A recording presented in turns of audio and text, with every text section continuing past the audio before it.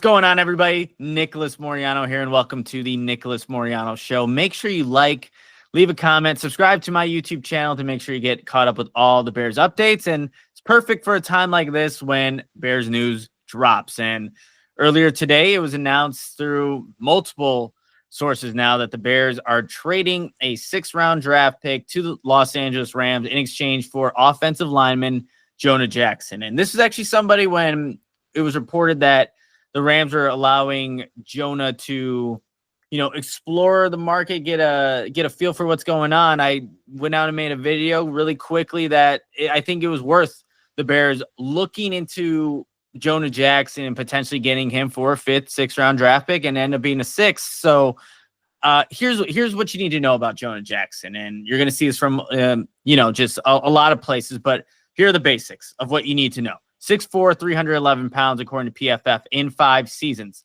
Played 61 games. Was a Pro Bowler in 2021, back when he was with Detroit. At the time, Ben Johnson was a pass game coordinator, but played most of his snaps in his NFL career at left guard, 3,623. Has played a little bit at center, 131 snaps in 5 seasons, and at right guard, 211 snaps. So Jonah Jackson is somebody that last season, if you're looking at how things kind of ended up for him in Los Angeles, probably not the best outlook. He signed a 3-year, $51 million deal with the Rams. And in those 4 games that he played, because he was dealing with injuries, he had a shoulder injury after week 2, didn't return until week 10, played that game, and then was benched after, and then came back for the season finale in week 18, where the Rams were playing some backups. And in that game, week 1 against the Detroit Lions, his former team, he actually started at center because in training camp,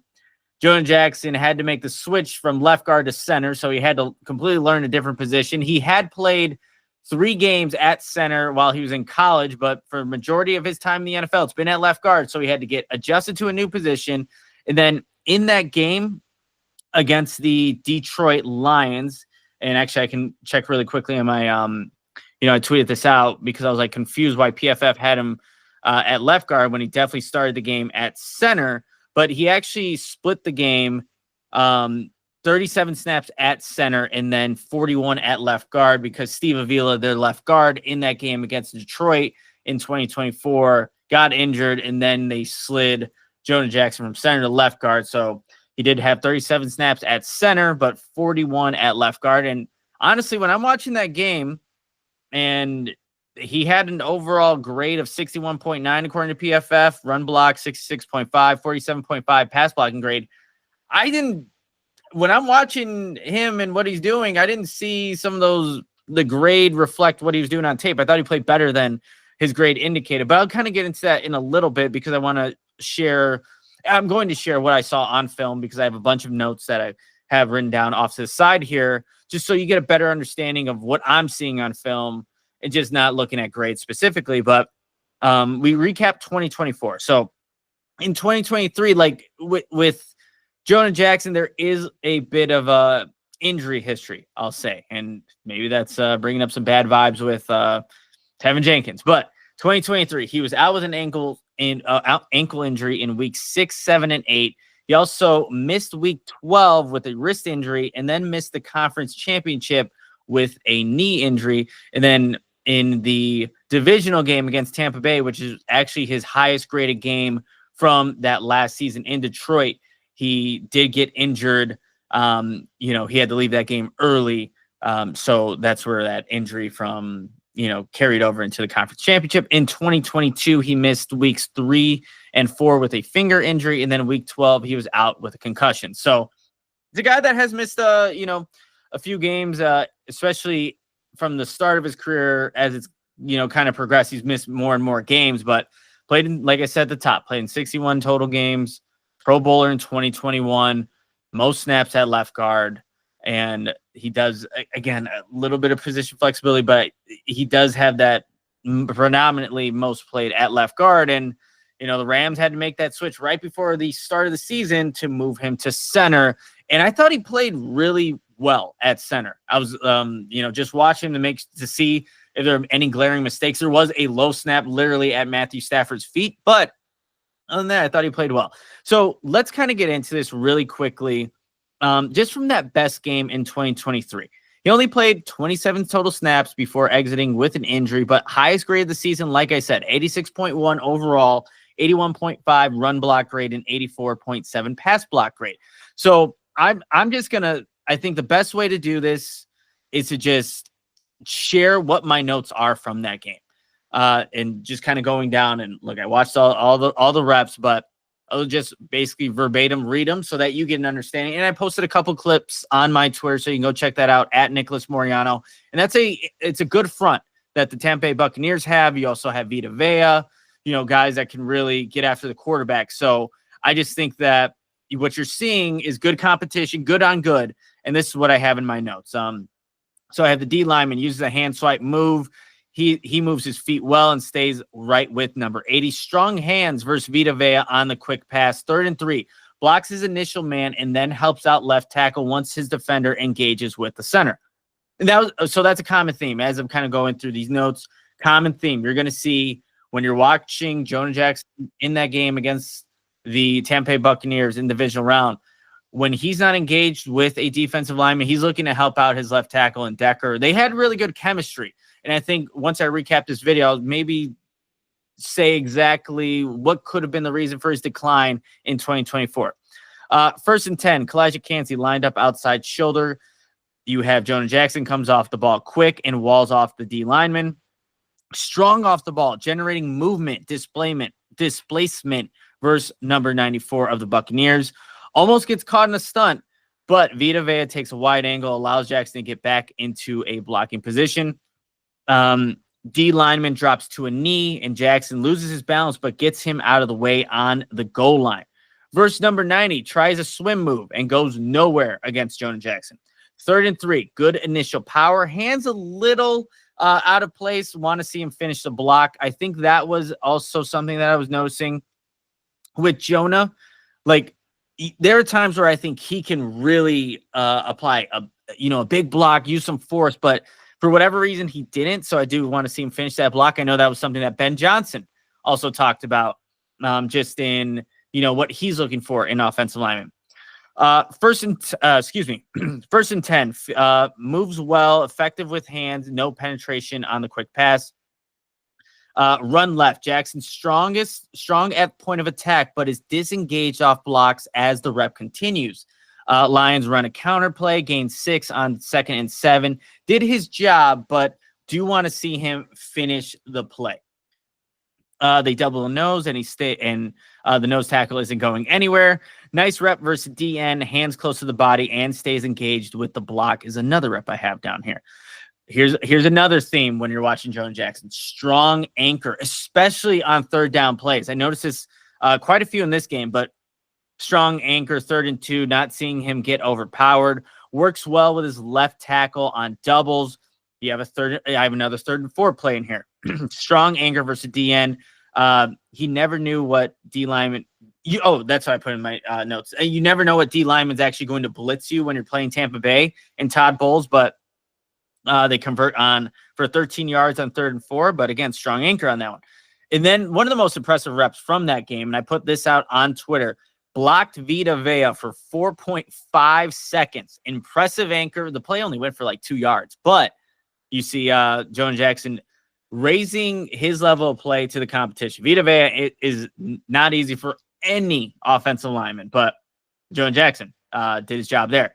Then I have this next play, 9-yard touchdown. Look, Jonah Jackson gives up some ground on a bull rush. It's a 3rd and 5 play, but he's hand fighting, and actually initially has his right hand on the top of the defensive lineman's helmet. Is able to kind of get underneath. He's getting driven back a little bit, but he's able to get inside the shoulder pads and hand fighting until he gives Goff enough time to find his wide receiver in the back of the end zone for a 9-yard touchdown. So not every rep's going to be perfect, but Jonah Jackson at least showed on that rep. And in this game, when things aren't necessarily perfect, you can adjust, counter, and still make a play successful. So I really like seeing that from Jonah Jackson.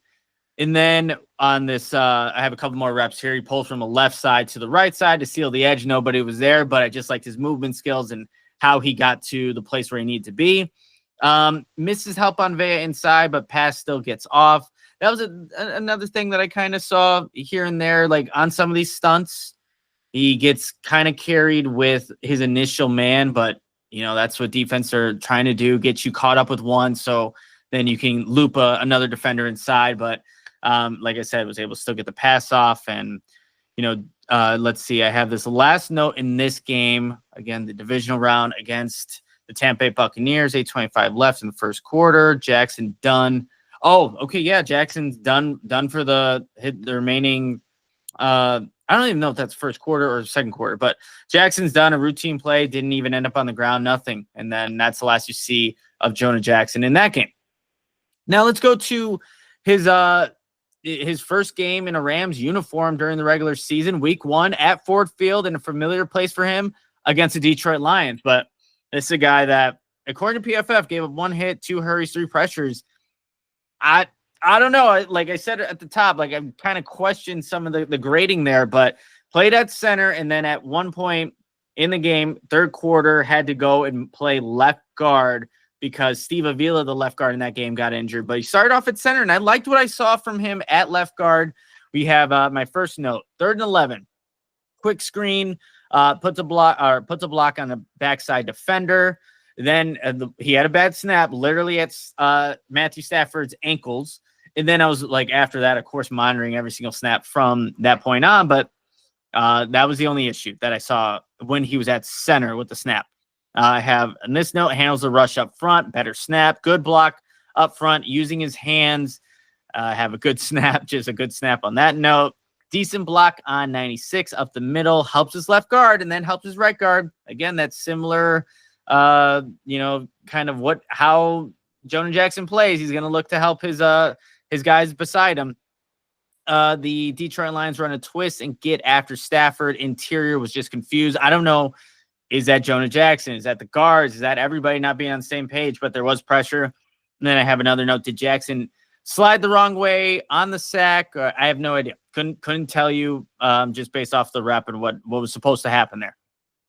I have here strong point of attack, but disengaged right at the end of the rep. So want to see him just finish some of those plays. But he can drive people back, displace them from their initial gap. It's just as the play kind of progresses, it's not even like long developing plays. It's just as the play naturally goes on, he'll just somehow the defensive lineman will work off of him. Maybe that's hand placement. Maybe that's, just the concentration on the block. I have no idea, but I would like to see him finish the entire rep.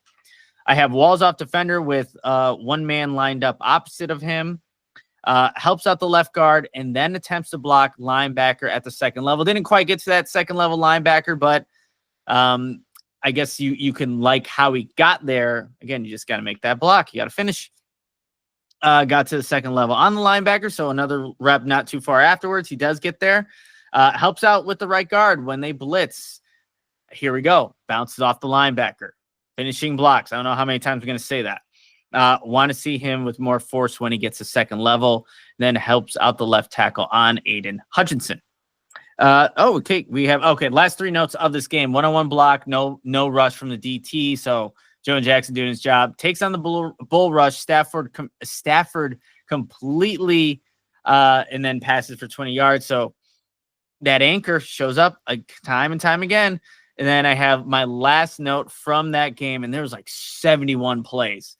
Or 70-something plays from that week 1 game between the Rams and Lions. Helps out his center. Little late to see defender on edge, but pressure was caused. So there's the Jonah Jackson experience. And overall, I like the tape. I did like the tape. I liked what he can do when he's healthy.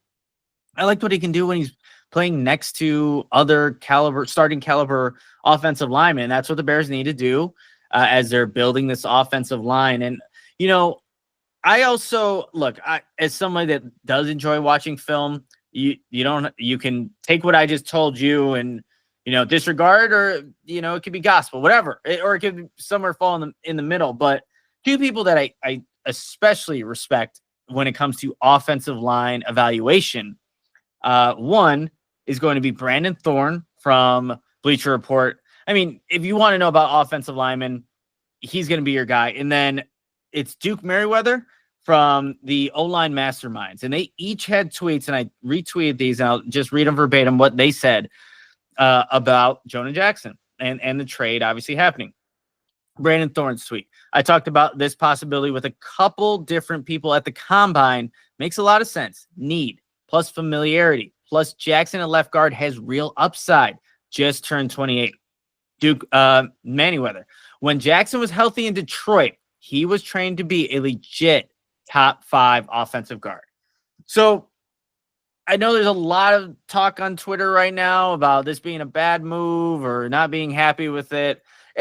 We have to wait and see. If Jonah Jackson cannot stay healthy, then yes, it is a bad move. And he has, like I alluded and told you earlier, there are some injuries that he's sustained in his career. But if he can, reach his potential and trend in the way that he was playing when he was in Detroit, man, there's a lot to like with Jonah Jackson, still being only 28, hopefully an ascending player, but I'm not going to crucify the move or the draft capital given up or what he's going to be making this season before the guy even plays any snaps for the Bears. Like I said, I like the film. These guys that I just talked about in Duke and Brandon Thorne, they like what they have seen from Jonah Jackson. And you also got to factor, this is the last thing I'll close this video off with. Jonah Jackson went from Detroit to LA, new scheme, new players he's playing next to, switching positions from left guard to center, and then having to go from center to left guard. In having the injuries as well. No, I mean, is it realistic to expect him to play at that high level, given he was with Detroit when they drafted him for 3 or 4 years, and then expect him to just be the best version of himself in the first year with Los Angeles? I don't know. That's probably unrealistic. So he had the 4 years in Detroit, getting used to the scheme, the system, the players playing around him, coming to an LA, playing a different position initially, and then having to revert back to what he knew and injuries and getting benched and then playing the final game. Like, it's a lot to ask. So we just need to see what Jonah Jackson's going to play and show up for the Chicago Bears. You're making this trade hoping that it's going to be the one that finished his time in Detroit and had his best overall game in the last game that he actually played for the Lions for that 2023 season. So I like the move. I like the upside, and we'll just have to wait and see how it all plays out. But that's where we're going to end this video. Appreciate everybody for tuning in and hanging out. I'm sure as the week goes on, there'll be more content coming out, not only on more of these offensive linemen, because I'm still curious on some of the other guys that the Bears were interested in, Aaron Banks, Will Fries, some of those guys. So I want to do a little bit more of a deep dive on them.